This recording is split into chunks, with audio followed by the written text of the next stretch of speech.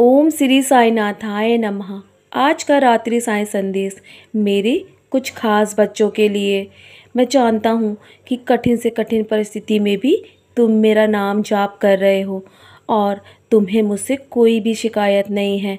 मैं सब समझ रहा हूँ मेरे बच्चे, और मैं सब कुछ देख रहा हूँ।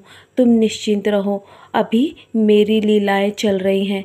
मुझे प्रसन्नता होती है कि तुम जैसे बच्चे अपने हर कर्म को मेरे चरणों पर छोड़कर और अपनी हर समझ को मेरे चरणों पर छोड़कर अपने आप को मुझे पूर्ण रूप से समर्पित कर देते हो ना, तो मैं बहुत प्रसन्न रहता हूँ तुमसे।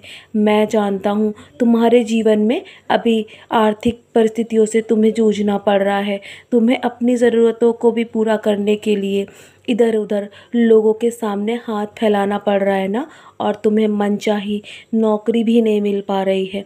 मैं जानता हूँ मेरे बच्चे, मैं सब देख रहा हूँ। निश्चिंत रहो, मैंने तुम्हारे लिए सारी व्यवस्थाएं कर दी हैं, जिसके लिए तुम्हें अभी कुछ समय धैर्य रखना होगा, और वो समय बहुत ही निकट है। तुम्हारे अच्छे दिन की शुरुआत हो चुकी है। तुम्हारी परेशानियों का अंत जल्दी ही हो जाएगा, और जिसके लिए तुम लंबे समय से इंतज़ार कर रहे हो ना, वो समय अब बहुत निकट है। सारे काम हो जाएंगे। मेरा आशीर्वाद हमेशा तुम्हारे साथ है, और ज़रूरी नहीं है कि तुम हर बात को मुझे बोल कर बताओ। मैं तुम्हारा चेहरा और तुम्हारी आँखों में सारी तकलीफ़ें पढ़ लेता हूँ मेरे बच्चे। जब तुम मेरी ओर देखते हो ना, तो तुम अपने आप को भी नहीं समझ पाते हो कि तुम्हारे जीवन में क्या हो रहा है।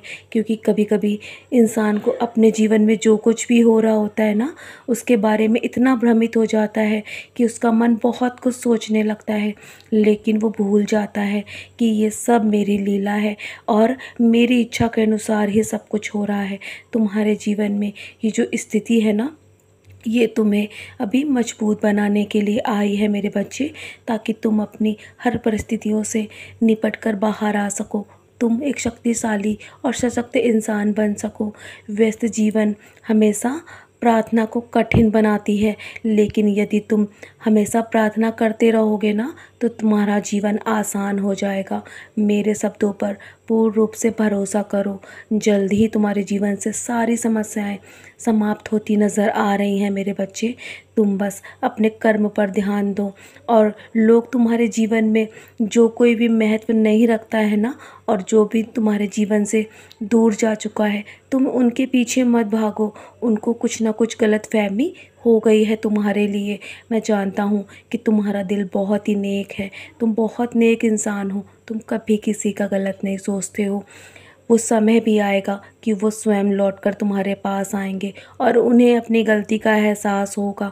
जानता हूँ तुम उनकी पैसों से कोई मदद नहीं कर सकते, लेकिन तुम उनका हमेशा भला सोचते हो। मेरे आगे बैठकर हमेशा उनके लिए प्रार्थनाएं करते हो ना।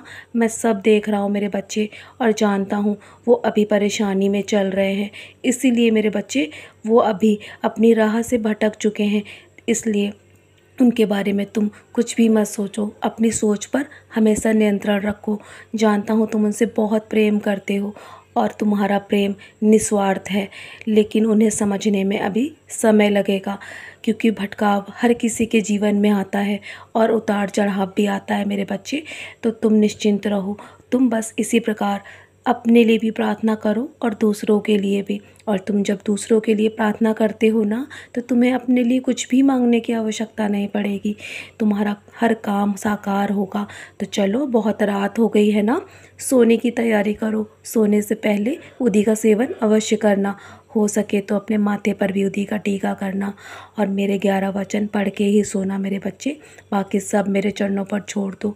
मैं जाग रहा हूँ तुम्हारे उज्जवल भविष्य के लिए, और तुम्हें अपनों की भी चिंता करने की आवश्यकता नहीं है। उन्हें भी मैं स्वयं संभालूंगा। चलो अब सो जाओ, कल के लिए बहुत अधिक कर्म करने हैं तुम्हें। सदा खुश रहो मेरे बच्चे। मेरा आशीर्वाद तुम्हारे साथ है।